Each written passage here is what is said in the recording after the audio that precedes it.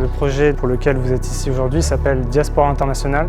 L'idée, c'est de prendre un petit peu le maillot à contre-pied, puisque le maillot, forcément, représente un territoire donné, dessiné par l'humain. Et là, au contraire, on raconte sur le maillot un parcours unique, donc qui est vos parcours, en fait. Je crois Portugal, c'est ça? Non, Angleterre. Ce qui est intéressant, c'est qu'on a tous des parcours de vie différents. Et je trouve que justement, de mettre en lumière ces parcours de vie, qu'ils soient personnels ou par rapport à nos parents, nos grands-parents, nos histoires, comment on s'est construit, je trouve que c'est très intéressant. Et en plus, voilà, on a l'exemple des jeunes qui ont déjà fait le workshop il y a un peu plus d'un mois. Ok, Id. Guedes sama ya da ici à la France. Mine de rien, aujourd'hui, c'est les jeunes qui ont été les exemples des pros. Tu vois le trajet que tu as fait en avion, tout ça tu dois faire. En avion, c'est tout ça que tu as fait. La grande difficulté, c'était de s'ouvrir. Parce qu'on ne veut pas toujours tout raconter ou il y a des parties de notre histoire dont on ne veut pas parler et c'était ça le plus dur. Aujourd'hui, on est dans une époque où il n'y a plus vraiment de nuances, c'est toujours noir ou blanc.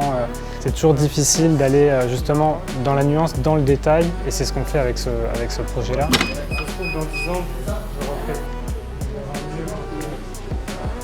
Ouais, j'ai tout le monde, regarde. On fait d'abord les noms, après les cartes.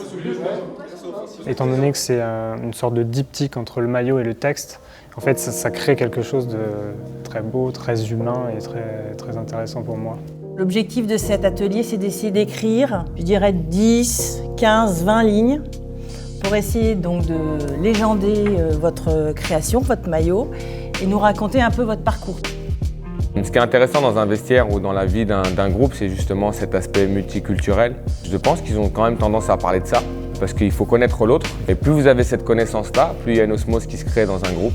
Ça fait partie de ce genre de moment, ce genre d'exercice, c'est très intéressant. J'ai grandi dans un monde ouvert, tolérant, métissé, où chacun d'entre nous avait un rêve insouciant. Le mien, devenir footballeur professionnel. Avant mes 10 ans et mon premier voyage aux Antilles, je ne connaissais même pas l'existence de la Caraïbe, ni même de mes racines. J'ai joué dans toutes les catégories jeunes pour au final signer mon premier contrat dans mon club de cœur, le Red Star. J'ai joué au foot comme tous les gamins et je pense que j'ai réalisé mon rêve. Aujourd'hui, je remercie tout le monde et je rends grâce à Dieu. Vous voulez me faire pleurer vous aujourd'hui. On est beaucoup dans l'émotion, attention.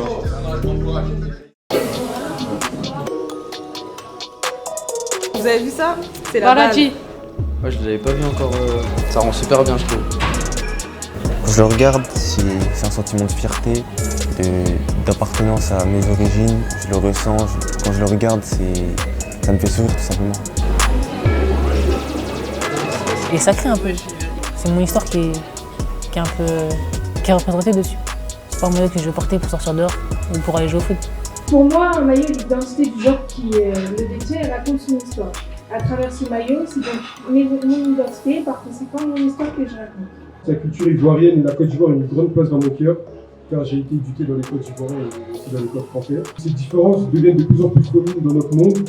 Ces mélanges nous font nous rendre compte de nos différences, et cette partie de mon histoire montre bel et bien que les frontières ne sont rien face à l'homme, car aujourd'hui, je peux vous raconter mon histoire à travers le voyage de mes parents.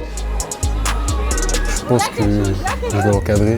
C'est un peu comme si c'était ma famille, quoi, le maillot. Un trophée.